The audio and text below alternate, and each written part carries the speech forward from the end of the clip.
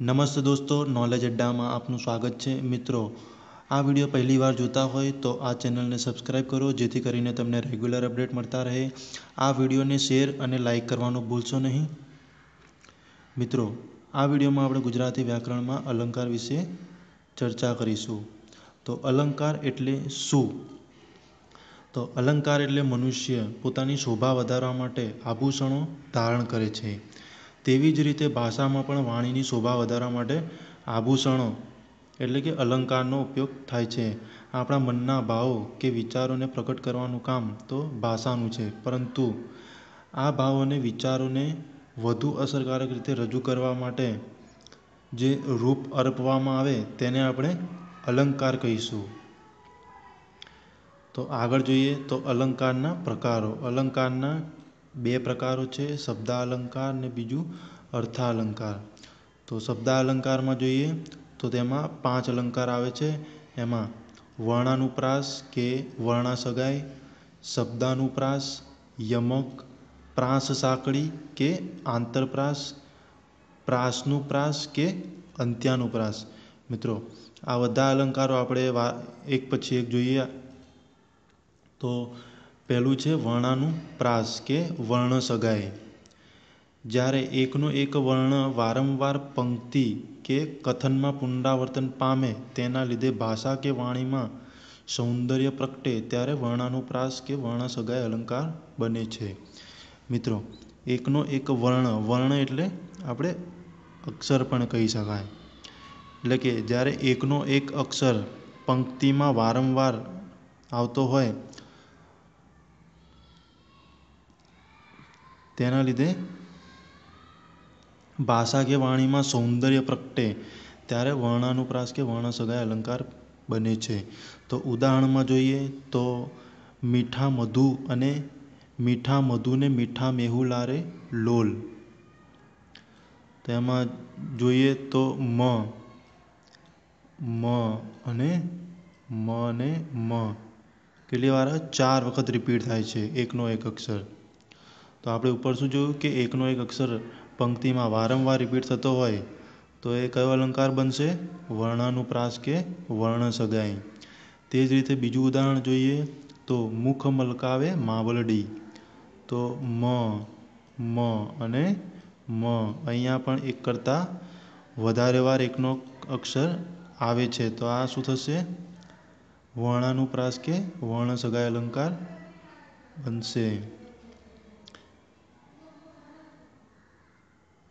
બીજું ઉદાહરણ આપું મિત્રો તમને, તો પાણી માટે પ્રભાશંકર પાણિયારા પાસે ગયા। ફરીથી રિપીટ કરું છું, પાણી માટે પ્રભાશંકર પાણિયારા પાસે ગયા।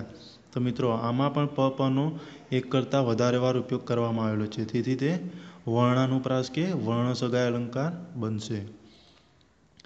ત્યાર પછી જોઈએ તો શબ્દાનુપ્રાસ। શબ્દાનુપ્રાસ એટલે જ્યારે કાવ્યની પંક્તિમાં કે વાક્યમાં પ્રયોજાયેલા શબ્દોનો ઉચ્ચાર એક સરખો થતો હોય તો તેને શબ્દાનુપ્રાસ અલંકાર કહેવાય।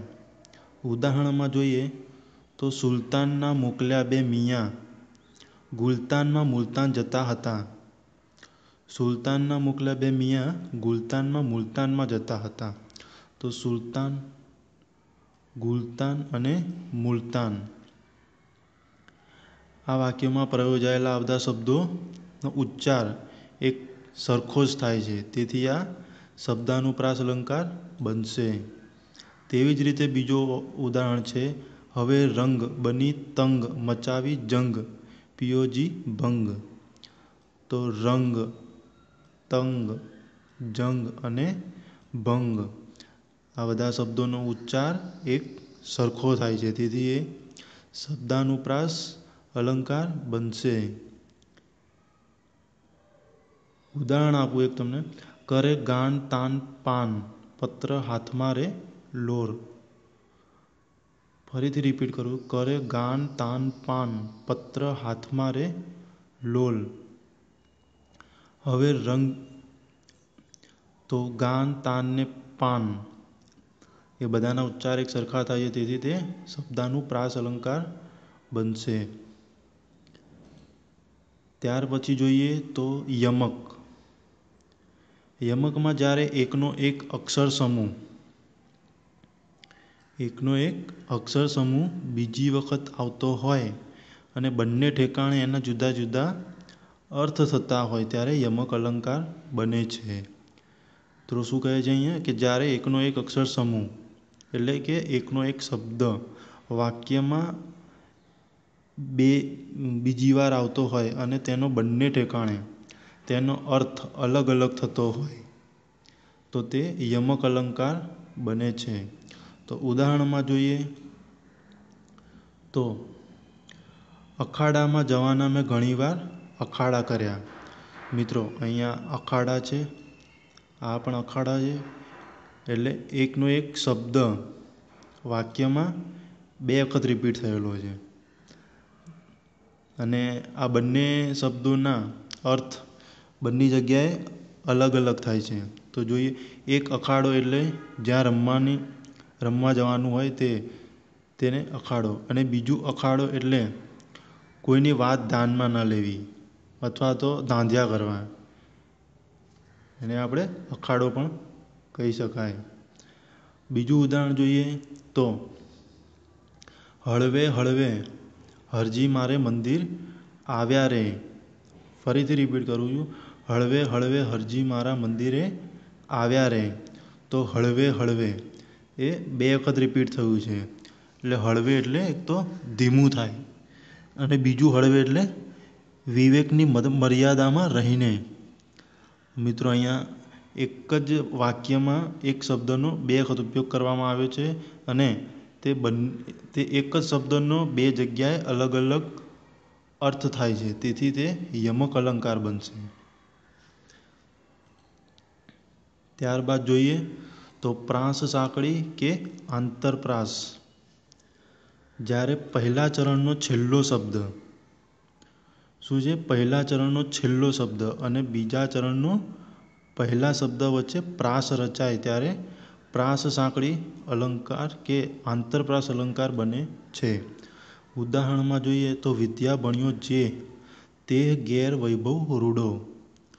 તો પહેલા ચરણમાં છેલ્લો શબ્દ અને બીજા ચરણનો પહેલો શબ્દ.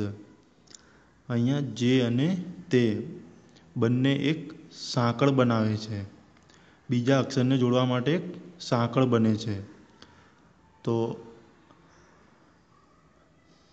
અહીંયા આપણે આને પ્રાસ સાંકળી કે આંતરપ્રાસ અલંકાર કહીશું. વિદ્યા ભણ્યો જે તે સદાવ્રત આપે. અહીંયા પણ પહેલી પંક્તિને જોડવા માટે અહીંયા સાંકળ બને, જે અને તે વચ્ચે સાંકળ બને છે, તેથી આ પ્રાસ સાંકળી કે આંતરપ્રાસ અલંકાર બનશે. ત્યારબાદ જોઈએ તો પ્રાસનુપ્રાસ કે અંત્યાનુપ્રાસ. પ્રાસનુપ્રાસ કે અંત્યાનુપ્રાસ. જ્યારે 2 પંક્તિ કે ચરણના અંતે એક સરખા ઉચ્ચારવાળા શબ્દો આવે ત્યારે અંત્યાનુપ્રાસ અલંકાર બને છે. જ્યારે પંક્તિ કે ચરણના અંતે એક સરખા ઉચ્ચારવાળા શબ્દો આવે ત્યારે અંત્યાનુપ્રાસ અલંકાર બને છે. ઉદાહરણમાં જોઈએ તો જેની જશોદા માવલડી ચરાવે ગોકુળ ગાવલડી. તો મિત્રો આમાં પંક્તિના ચરણના અંતે એક સરખા ઉચ્ચારવાળા શબ્દો આવે તો આ પહેલી પંક્તિનો આ છેલ્લો માવલડી અને બીજી પંક્તિનો છેલ્લો શબ્દ એટલે ગાવલડી, બંનેના ઉચ્ચારો એક સરખા છે, તેથી આ પ્રાસનુપ્રાસ કે અંત્યાનુપ્રાસ અલંકાર બનશે. ત્યારબાદ બીજું ઉદાહરણ જોઈએ તો નીચે પડી નયન જોઈ જરા ઉઘાડે. નીચે પડી નયન તોય જરા ઉઘાડે. દેખી જલાશય વળી વપુને ઉપાડે.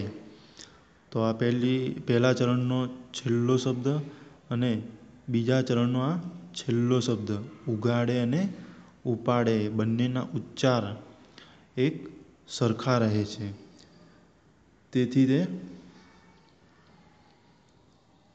પ્રાસનુપ્રાસ કે અંત્યાનુપ્રાસ બનશે. બીજું ઉદાહરણ બોલું, દુર્યોધન પ્રેષિત દૂત એક દેખાવમાં ઘાતક દુષ્ટ છેક. તો મિત્રો પહેલી પંક્તિમાં એક આવ્યું અને બીજી પંક્તિમાં છેકાયું.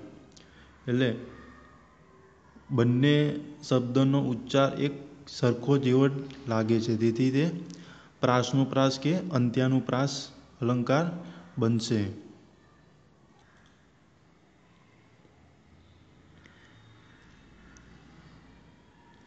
મિત્રો, આ ચેનલને સબસ્ક્રાઈબ કરો, લાઈક કરો અને શેર કરો.